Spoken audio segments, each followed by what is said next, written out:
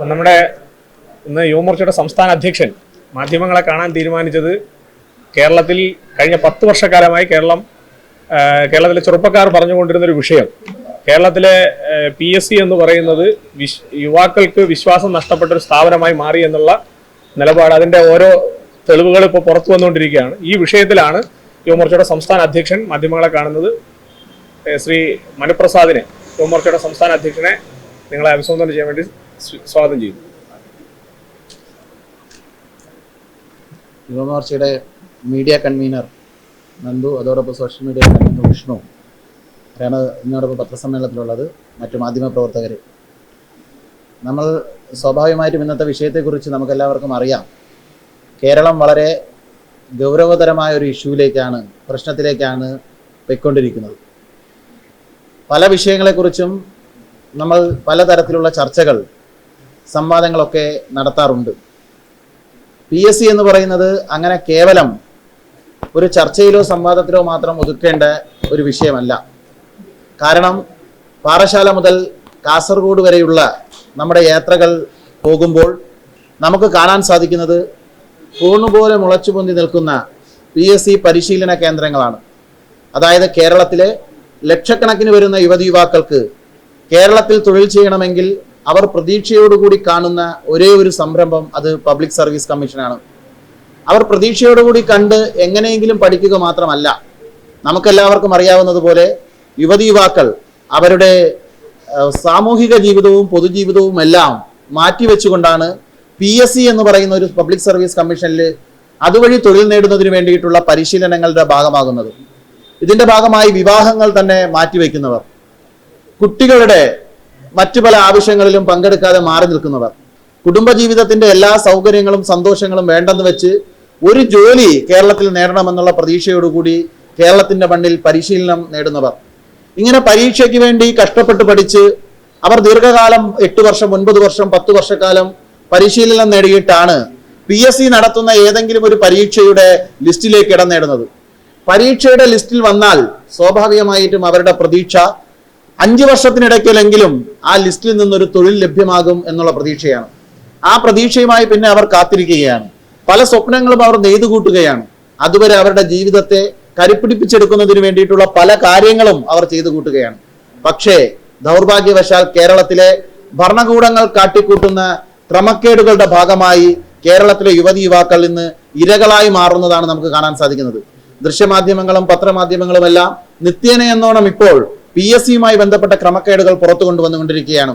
അത് കുറച്ചു കാലങ്ങൾക്ക് മുമ്പ് യൂണിവേഴ്സിറ്റി കോളേജിലെ കത്തിക്കുത്തു കേസിലെ പ്രതികൾ PSC പോലീസ് റാങ്ക് ലിസ്റ്റിൽ 1ാം റാങ്കും 8ാം റാങ്കും ഒക്കെ നേടുന്നത് നമ്മൾ കാണുന്ന സാഹചര്യം ഉണ്ടായി. അതെങ്ങനെയാണ് പുറത്തു വന്നത്? കത്തിക്കുത്തു കേസിലെ പ്രതിയെ പിടിക്കാൻ പോലീസുകാർ അവരുടെ വീട്ടിലേക്ക് പോകുമ്പോൾ PSCയുടെ ഉത്തരക്കടലാസ് ആ ശരത്തിന്റെ വീട്ടിൽ നിന്ന് കിട്ടുന്ന സാഹചര്യമാണ് ഉണ്ടായത്. അങ്ങനെ വീട്ടിൽ നിന്ന് കിട്ടിയ ചോദ്യപേപ്പറിൽ നിന്ന് അവർക്ക് മനസ്സിലാക്കാൻ സാധിച്ചതാണ് ഉത്തരക്കടലാസ് വീടുകളിൽ കിട്ടുന്നു. അങ്ങനെ ഒരു ക്രമക്കേട് പുറത്തു വന്നു. അന്ന് വലിയ വിവാദങ്ങൾ ഉണ്ടായതാണ്. ഇതോടുകൂടി PSC ശുദ്ധീകരിക്കുമെന്നുള്ള വലിയ പ്രഖ്യാപനങ്ങൾ നടന്നതാണ്. വലിയ അന്വേഷണങ്ങൾക്ക് കോപ്പ് കൂട്ടിയതാണ്. പക്ഷെ ഇപ്പോൾ പുറത്തു വരുന്ന വാർത്തകൾ അതിൽ നിന്നെല്ലാം വലിയ ഗൗരവമുള്ള വിഷയമാണ്. കാരണം PSCയുടെ ഉദ്യോഗസ്ഥ തലത്തിലിരിക്കുന്നവർ PSCയെ നന്നായി നടപ്പിലാക്കുമെന്ന് പറഞ്ഞിട്ട് സത്യപ്രതിജ്ഞ ചെയ്ത് അതിനുള്ളിലേക്ക് കടന്നു വന്ന ഒരു ഭരണഘടനാ സ്ഥാപനത്തിന്റെ അധികാരികൾ അതിനെ കാർന്നു തിന്നുന്ന ക്യാൻസറായി മാറിയിരിക്കുകയാണ്. PSCയിൽ പഠിച്ച് തൊഴിൽ തേടുമെന്ന് പറഞ്ഞ് ലിസ്റ്റിൽ വന്ന് കാത്തിരുന്ന ഉദ്യോഗാർത്ഥികളെ മുഴുവൻ വഞ്ചിച്ച് സ്വന്തക്കാർക്കും ഇഷ്ടക്കാർക്കും തൊഴിൽ കൊടുക്കാനുള്ള ഒരു കേന്ദ്രമാക്കി PSCയെ അവർ മാറ്റിയിരിക്കുകയാണ്. നമ്മൾ പുറത്തു വരുന്ന വാർത്ത, തങ്ങൾക്ക് ഇഷ്ടപ്പെട്ടവർക്ക് PSCയിൽ തൊഴിൽ നിയമനം കിട്ടുന്നതിന് വേണ്ടി ചോദ്യം ചോദിക്കുമ്പോൾ അതിന്റെ ഉത്തരത്തിന്റെ ഓപ്ഷനായി മുഴുവൻ B ആണ് എന്ന് നേരത്തെ തന്നെ തീരുമാനിക്കുന്നു. ആ പരീക്ഷ നടത്തുമ്പോൾ ആ പരീക്ഷയിലെ എല്ലാ ചോദ്യത്തിന്റെയും ഉത്തരം B ആയി മാത്രം മാർക്ക് ചെയ്യപ്പെടുന്നു. നമ്മൾ പരിശോധിക്കുമ്പോൾ 53 ക്വസ്റ്റ്യന്റെ ഉത്തരം ഓപ്ഷൻ B മാത്രമായി മാറുന്നു. ആ ഓപ്ഷൻ B സ്വന്തക്കാർക്ക് പറഞ്ഞു കൊടുത്ത് അവരെ കയറ്റാനുള്ള സാഹചര്യം നടത്തുന്നു. ഫിഷറീസ് ഡിപ്പാർട്ട്മെന്റിൽ നിങ്ങൾ തന്നെ പുറത്തു കൊണ്ടുവന്നതാണ്. ഫിഷറീസ് ഡിപ്പാർട്ട്മെന്റിലെ ഒരു പരീക്ഷ നടത്തുമ്പോൾ ആ പരീക്ഷ എഴുതിയ പരീക്ഷയുടെ ഭാഗമായി തൊഴിൽ ലഭ്യമായ 42 പേരിൽ 30-ലധികം പേരും ഒരു കോളേജിലെ SFIയുടെ ആളുകളായി മാറി തിരികെ കയറുന്ന സാഹചര്യം ഉണ്ടാകുന്നു. എങ്ങനെയാണ് കേരളത്തിലെ പബ്ലിക് സർവീസ് കമ്മീഷൻ എന്ന് പറയുന്ന മറ്റെന്തെങ്കിലും ഒരു സംരംഭമോ തൊഴിൽ സാധ്യതയോ തേടി പോകാനുള്ള സാഹചര്യം നമ്മുടെ കേരളത്തിലില്ല. നമ്മുടെ കേരളത്തിൽ വ്യവസായ സംരംഭങ്ങളുടെ വലിയ സാധ്യതകൾ നമ്മുടെ കേരളത്തിൽ ഇല്ല. സാധാരണക്കാരന്റെ ആശ്രയമായ PSCയിൽ സ്വജനപക്ഷപാതത്തിന്റെ അങ്ങേയറ്റമായിക്കൊണ്ടിരിക്കുകയാണ്. ഇതിനെതിരെ വലിയ തോതിലുള്ള പ്രക്ഷോഭങ്ങൾ, ആശങ്കകൾ, വലിയ തോതിലുള്ള പ്രതിഷേധങ്ങളൊക്കെ സമൂഹത്തിൽ നിന്ന് ഉയർന്നു വന്നുകൊണ്ടിരിക്കുന്നു. പക്ഷെ ഇതിനെതിരെ ഒരു അന്വേഷണം കൃത്യതയോടുകൂടി നടപ്പിലാക്കണം എന്നുള്ളതാണ് യുവമോർച്ചയ്ക്ക് ഈ അവസരത്തിൽ മുന്നോട്ട് വെക്കാനുള്ള ആവശ്യം. അന്വേഷണം നടത്തുന്ന സമയത്ത് തങ്ങളുടെ ഇഷ്ടക്കാരെ തിരികെ കയറ്റിയവർ, തങ്ങൾക്ക് വേണ്ടി പണിയെടുത്തവർ ഞങ്ങൾക്ക് വേണ്ടി അന്വേഷണം കൂടി നടത്തിക്കോട്ടെ എന്നുള്ള നിലപാടാണ് ഇപ്പോൾ പുറത്തു വരുന്ന വാർത്തകൾ. ഇതിനു മുമ്പ് എന്താണോ LDF ഗവൺമെന്റിന്റെ ഭാഗത്ത് നിന്ന് ഇത്തരം അന്വേഷണങ്ങൾ നടപ്പിലാക്കിയത്, ആഭ്യന്തര അന്വേഷണങ്ങൾ നടപ്പിലാക്കിയത്, ആഭ്യന്തര അന്വേഷണം നടത്തുന്നത് കുറ്റക്കാരായിട്ടുള്ള PSCയുടെ ചെയർമാൻ ഉൾപ്പെടെയുള്ള അധികാരികളെ രക്ഷപ്പെടുത്താനുള്ള നടപടിയാണ് എന്നുള്ളത് നമുക്ക് എല്ലാവർക്കും അറിയാം.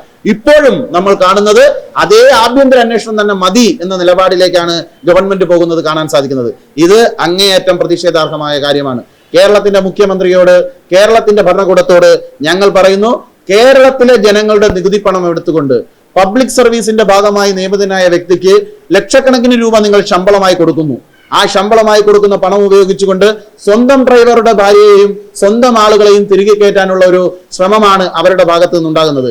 ഇതിനെതിരെ ശക്തമായ പ്രക്ഷോഭങ്ങൾക്ക് യുവമോർച്ച കേരളത്തിൽ നേതൃത്വം കൊടുക്കും. ഞങ്ങൾ മുന്നോട്ട് വയ്ക്കുന്ന ആവശ്യം സ്വതന്ത്രമായ അന്വേഷണം നടക്കണം.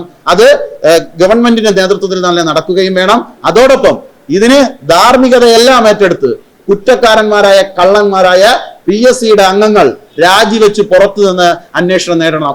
അവർ രാജിവെക്കാൻ തയ്യാറായില്ലെങ്കിൽ നിയമ നടപടികളിലൂടെ അവരെ പുറത്താക്കാൻ ഒരു ഭരണകൂടം തയ്യാറാകണം. ഭരണകൂടത്തിന്റെ വിശ്വാസ്യത അങ്ങേയറ്റം തുലാസിൽ നിൽക്കുന്ന സാഹചര്യമാണ്. PSCയുടെ വിശ്വാസ്യത പൂർണ്ണമായും അവർ കട്ടുപിടിച്ചു കളങ്കപ്പെടുത്തിയിരിക്കുകയാണ്. ഇത് തിരിച്ചു പിടിക്കേണ്ട ഒരു ഉത്തരവാദിത്വം കേരളത്തിനുണ്ട്. PSCയുടെ വിശ്വാസ്യത തിരിച്ചു കൊണ്ടുവരേണ്ട ഉത്തരവാദിത്വം കേരളത്തിലെ ഗവൺമെന്റിനുണ്ട്. ആ ഉത്തരവാദിത്വത്തെ തിരിച്ചു കൊണ്ടുവരേണ്ട നടപടികളിലേക്ക് ഗവൺമെന്റ് വരണം. അതോടൊപ്പം തന്നെ PSCയെ കളങ്കപ്പെടുത്തി PSCയെ നശിപ്പിക്കാൻ കൂട്ടുനിന്ന് ഈ കൂട്ടർ രാജിവെക്കുന്നത് വരെയുള്ള പ്രക്ഷോഭങ്ങൾക്ക് യുവമോർച്ച നേതൃത്വം നൽകും, സമരപരിപാടികൾക്ക് നേതൃത്വം നൽകും. ഇത് സമൂഹത്തിന്റെ മുന്നിൽ തുറന്നു കാണിക്കാനുള്ള നടപടികൾക്ക് യുവമോർച്ച നേതൃത്വം നൽകും. ഇനി PSCയിൽ നിയമനം നടത്തുമ്പോൾ സ്വന്തം രാഷ്ട്രീയക്കാരെയും സ്വന്തം കൂട്ടുമുന്നണിയിലെ ആളുകൾക്ക് വീതം വെച്ചു കൊടുക്കാനുള്ള ഒരു പോസ്റ്റായി PSCയിലെ പോസ്റ്റുകൾ മാറാൻ പാടില്ല. അത് കേരളത്തിലെ യുവജനങ്ങളുടെയും കേരളത്തിലെ വിദ്യാർത്ഥികളുടെയും പ്രതീക്ഷയുടെ കേന്ദ്രമാണ്. ആ പ്രതീക്ഷയുടെ കേന്ദ്രം രാഷ്ട്രീയക്കാരായിട്ടുള്ള സ്വന്തം പാർട്ടിക്കാർക്ക് വീതം വെച്ചു കൊടുക്കാനുള്ള ഒരു പോസ്റ്റ് മാത്രമായി PSCയുടെ അധികാരികളുടെ പോസ്റ്റ് മാറാതിരിക്കാൻ ഈ ഭരണകൂടം ശ്രദ്ധിക്കണമെന്നുള്ളതാണ് ഞങ്ങൾക്ക് സൂചിപ്പിക്കാനുള്ളത്. അത്തരത്തിൽ കൂടി പോയാൽ അതുകൂടി ഞങ്ങൾ ചോദ്യം ചെയ്യുന്ന സാഹചര്യം ഉണ്ടാകും. സുതാര്യമായ കൃത്യനിർവഹണമായ ഒരു സംവിധാനത്തിലൂടെ PSCയെ മാറ്റിയെടുക്കാൻ വേണ്ടിയിട്ടുള്ള ഇടപെടലുകൾക്ക് ഗവൺമെന്റ്, അതോടൊപ്പം തന്നെ ഇപ്പോൾ PSCയെ നശിപ്പിച്ചുകൊണ്ടിരിക്കുന്നവർ രാജിവെക്കുന്നതിന് വേണ്ടിയിട്ടുള്ള ഒരു ഇടപെടൽ ഗവൺമെന്റിന്റെ ഭാഗത്തു നിന്നുണ്ടാകണം. സ്വമേധയെ അവർ രാജിവെച്ചുകൊണ്ട് വേണം ഈ അന്വേഷണം നേരിടേണ്ടതെന്ന് കൂടി യുവമോർച്ച ഇപ്പോൾ ആവശ്യപ്പെടുകയാണ്. ഞങ്ങൾ ഇപ്പോൾ അതിനെക്കുറിച്ച് ചിന്തിച്ചിട്ടില്ല. ഞങ്ങൾ ഈ ആവശ്യം മുന്നോട്ട് വെച്ചിട്ടുണ്ട്. ആവശ്യവുമായി മുന്നോട്ട് പോകുന്നു. കാണേണ്ടി വന്നാൽ കാണുന്നതിന് മടിയില്ല. അല്ല, തീർച്ചയായിട്ടും എല്ലാ കാര്യങ്ങളിലും ഇവര് തമ്മിലുള്ള ഒരു അന്തർധാര ഉണ്ട് എന്നുള്ളതിൽ ഒരു സംശയമില്ല. PSCയുമായി ബന്ധപ്പെട്ട ഒരു പ്രമേയത്തിൽ PSC കൂടി ഉൾപ്പെടുത്തണമെന്ന് പറഞ്ഞാൽ ഇടതുപക്ഷത്തിനും, അത് PSCയുമായി ബന്ധപ്പെട്ട് ഒരു വിഷയം പ്രമേയത്തിന്റെ ഭാഗമാക്കണമെന്ന് നമ്മൾ ആവശ്യപ്പെടുമ്പോൾ ഇടതുപക്ഷത്തിനും അതുപോലെ തന്നെ UDFനും അതിനോട് താല്പര്യമില്ല. അത് പറ്റില്ല എന്നാണ് നിയമസഭയ്ക്കകത്ത് വരെ അവർ പറയുന്നത്. BJPയുടെ MLA ആണ് നിയമസഭയ്ക്കകത്ത് എഴുന്നേറ്റ് നിന്ന് കേരളത്തിലെ PSC നിയമനവുമായി ബന്ധപ്പെട്ട കാര്യങ്ങൾ നിങ്ങൾ പ്രമേയമായി അവതരിപ്പിക്കണം, അതിൽ ഉൾപ്പെടുത്തണം, പ്രതിഷേധത്തിന്റെ ഭാഗമായി കൊണ്ടുവരണം എന്നൊക്കെ ആവശ്യപ്പെടുമ്പോൾ ഇടതുപക്ഷവും പറയുന്നത് അത് ആവശ്യമില്ല എന്നുള്ളതാണ്. അതുപോലെ തന്നെ UDFും പറയുന്നത് ആവശ്യമില്ല എന്നുള്ളതാണ്. ഇവർ തമ്മിലൊരു അന്തർധാര സജീവമാണ്. അവരെ സംരക്ഷിക്കാനുള്ള നടപടികൾ എടുക്കരുത് എന്നുള്ളതാണ് ഞങ്ങൾ മുന്നോട്ട് വയ്ക്കുന്നത്. കഴിഞ്ഞ 10 വർഷക്കാലം കേരള നിയമസഭയ്ക്കകത്ത് പ്രതിപക്ഷത്തുണ്ടായിരുന്നത് പൂർണ്ണമായി UDFന്റെ ആളുകളായിരുന്നു. ഭരണപക്ഷത്തിരുന്നത് LDFന്റെ ആളുകളായിരുന്നു. ഇപ്പോൾ പ്രതിപക്ഷത്തിരിക്കാൻ UDF മാത്രമല്ല BJPയുടെ MLA മാർ കൂടി ഉണ്ട് എന്നുള്ളതാണ് ഞങ്ങൾ ഓർമ്മിപ്പിക്കുന്നത്.